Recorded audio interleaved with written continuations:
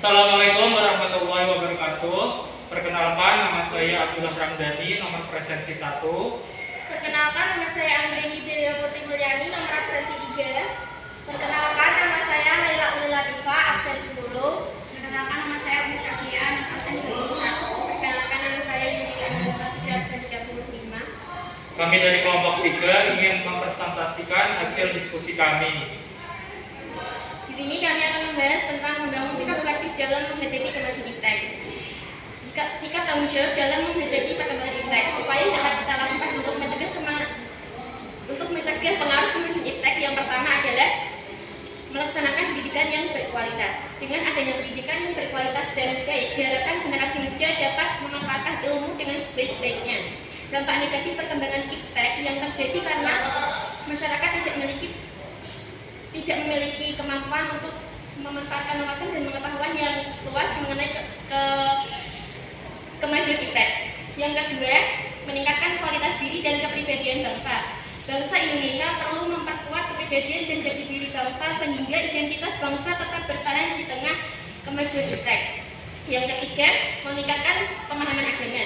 Bangsa Indonesia adalah bangsa yang religius sehingga pemahaman spiritual dapat menjadi salah satu peranan penting untuk mencegah pengaruh negatif kemajuan iptek. Yang keempat, memanfaatkan peran media massa dan tokoh masyarakat. Media massa memegang peranan penting dalam mencegah dampak negatif iptek. Media massa yang membangun opini publik bahkan dapat mengonstruksi masyarakat melalui tulisan, gambar, dan suara pendengar. Selanjutnya adalah sikap selektif dalam menghadapi kemajuan iptek dalam berbagai bidang. Yang pertama adalah sikap selektif dalam bidang politik.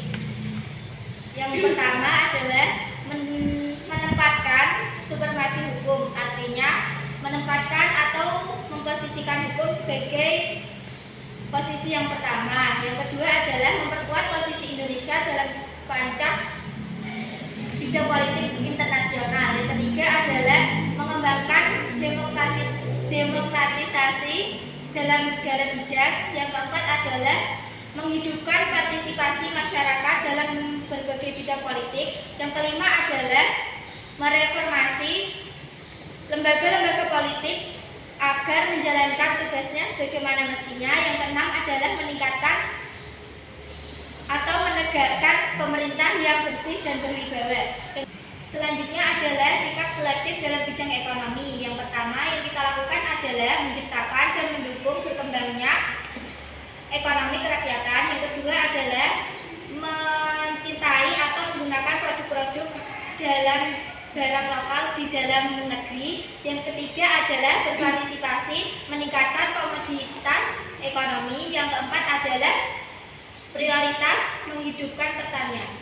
Yang ketiga adalah sikap selektif dalam pengaruh bidang sosial budaya. Yang pertama, terbukanya inovasi dan perubahan. Yang kedua, berorientasi pada masa depan. Yang ketiga, memanfaatkan kegunaan iptek. Yang keempat, menggunakan pekerjaan sesuai prestasi. Yang kelima, menggunakan potensi lingkungan secara tepat. Dan yang keenam, menghormati dan menghargai hak-hak asasi manusia.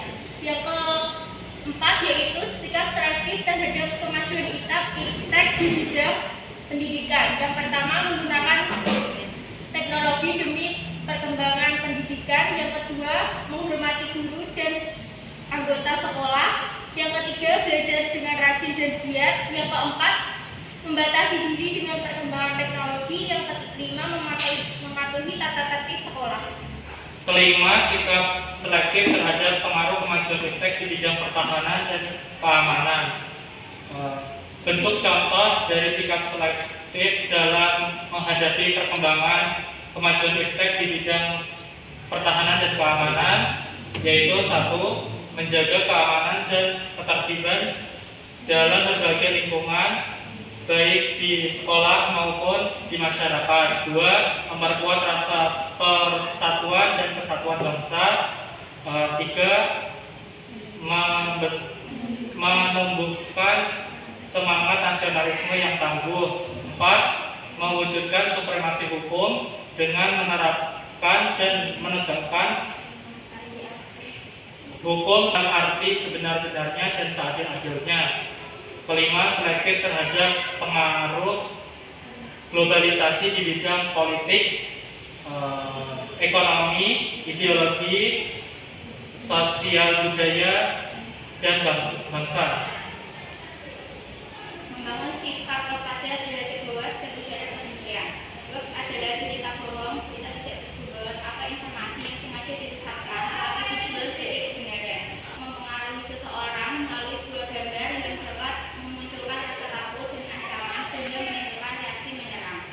Langkah-langkah yang dilakukan agar tidak terjebak hoax. Yang pertama, akan menyebar hoax biasanya menggunakan foto profil bukan foto asli. Yang kedua, untuk memastikan foto itu bukan foto asli, bisa diunggah ke mesin pencari gambar. Yang ketiga, ketika diperiksa di lini masa, konten yang mereka unggah hanya konten yang mengenai program tersebut dan tidak ada yang lain. Yang keempat, agar masyarakat tidak mudah dikorban hoax, mari uji hoax atau fakta dengan ikuti media sosial resmi Kementerian Kominfo. Sekian yang dari kami, Bapak Wassalamualaikum